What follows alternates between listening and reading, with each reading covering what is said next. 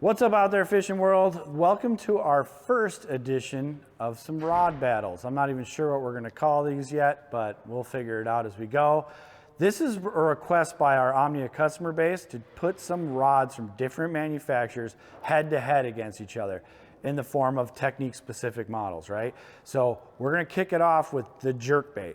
And this was not a decision we made. This was the number one technique requested to see a battle amongst the rods. Funny, right away my head went to some of our most popular jerkbait rods, thinking I knew what the action should be in a jerkbait rod. But as you'll see here, hopefully on this test as we bend them here, the three most popular models here at Omnia Fishing via fishing reports and sales volume, we combined those two to find the three top jerkbait rods in our system right now. They list them with very different actions, but let's bend them and see how different they are and spark the discussion who makes the best jerkbait rod. Here we are with the St. Croix Victory 6'8" medium extra fast jerkbait rod. This in their very new Victory line. I know it's been out now for a couple years, I think. Because it's new, maybe that's why it's so high up there in volume, but I'll be honest with you, a lot of the St. Croix faithful have told us they find this lineup, as far as the bass anglers go, to be the best bang for the buck lineup in the entire St. Croix lineup and out there in the rod world in general. So very interesting that they went with 6'8" medium and extra fast action, medium power, extra fast action. This is the shortest of the three rods.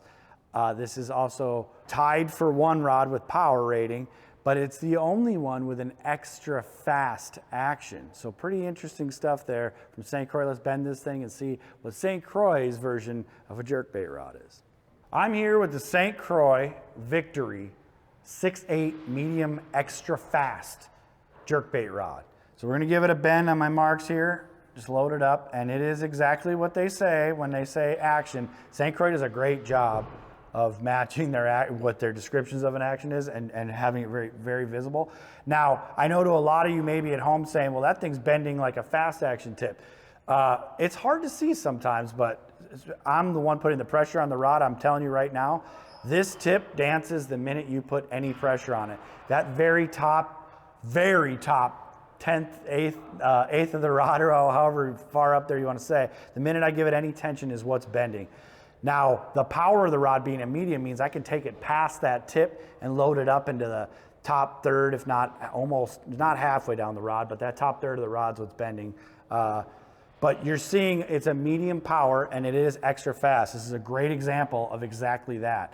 I'd have to bend it slow, like I said, for you to get the super visual of that. But what their theory is behind that is when I want to impart action on that jerkbait, I shouldn't have to crack my arm 4 feet to get that jerkbait to dart and move around. I can just give it little twitches of the rod. We'll do it up here for this view, and you can see that I'm getting into a little bit of backbone with just that very little twitch of my wrist, so I could fish a really subtle small jerkbait or a really big jerkbait and impart a ton of action on it without having to use my whole arm. I could use my wrist to do it. Now, where you would see some controversy around that is I got little light treble hooks and it's super cold water. Am I gonna be able to land that fish with a really stiff rod?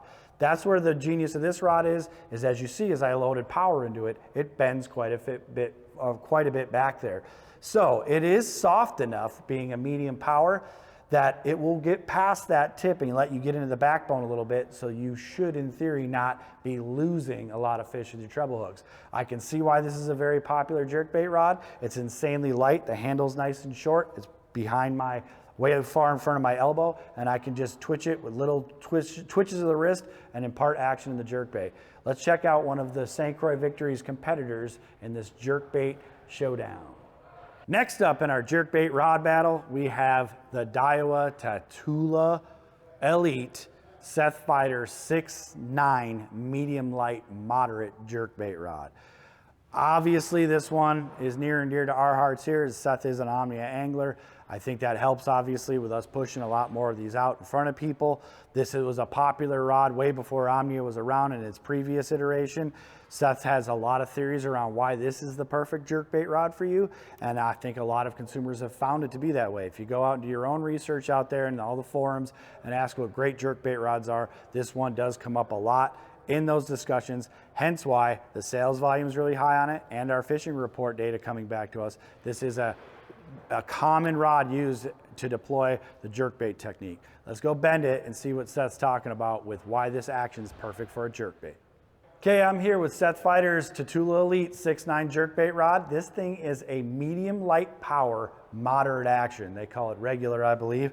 We'll give her a bend, and yeah, you're gonna see right away, this thing bends all the way down. So it is a moderate action, or that regular bend to it. And I will say, just imparting any action on it at all with my wrist, if you pay attention to the one I did before with the St. Croix, when I just twitched my wrist, I just bent the tip of the rod. This is bending almost halfway down with even the slightest bit of pressure. We'll do a little bit harder hook set here, and you see, this is a moderate action rod with a medium light power. It is exactly what it says on the rod. We know that sometimes that's not the case. That's why we're doing the bend. But so now we'd have to talk about, why would Daiwa consider this a jerkbait rod, or specifically Seth Fighter, as it says on there, consider this a jerkbait rod when St. Croix was considering that extra fast model, totally different action and a different power, a better jerkbait rod. This one's designed around something that's very near and dear to the hearts of tournament anglers, and that's not losing expensive fish. That's right, their fish can be worth up to $10,000 if it's their limit fish for the day.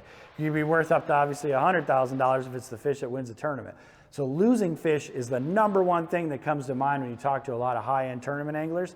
And this one's designed around that cold water time of the year and not losing fish. Light wire jerkbait hooks bend out easy if you put a lot of pressure on those fish. So this rod is designed to give those fish all the rod they want, almost like a fiberglass rod. But being graphite, it's nice and lightweight and crisp and still sensitive enough that it makes it an awesome tool for fishing a jerkbait. The knock I'd have on this, where the St. Croix would win, is if you wanted to impart a ton of action on a larger jerkbait or even a smaller jerkbait, you have to give it pretty significant cracks. Now we're using our arm to strike the rod to get that bait to jerk around and move underwater. Where the St. Croix, I'm just imparting that action with my wrist. This rod, you're gonna have to use your whole arm and a little bit more body to get that bait to dance around if that's what the fish are asking for that day. But you're probably gonna have a better landing percentage than you would with a faster action rod. So which one's right? That's up to you out there. But as you can see, we have very different actions between our first 2 rods. Now let's check out our third. Here we are with our third contender in our rod battles for the jerkbait division.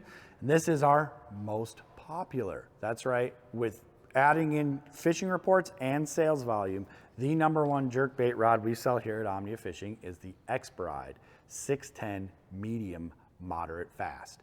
So this one is considered by our consumer base to be the most popular jerkbait rod. So this has a moderate fast action and medium power. So if you remember the other 2 contenders here, you had the St. Croix, the Victory with a medium extra fast action, the Daiwa with a medium light power moderate action. Now here we go back to a medium power, but we have a moderate fast action. So 3 different rods are the 3 most popular, and all 3 of them have different actions and powers altogether.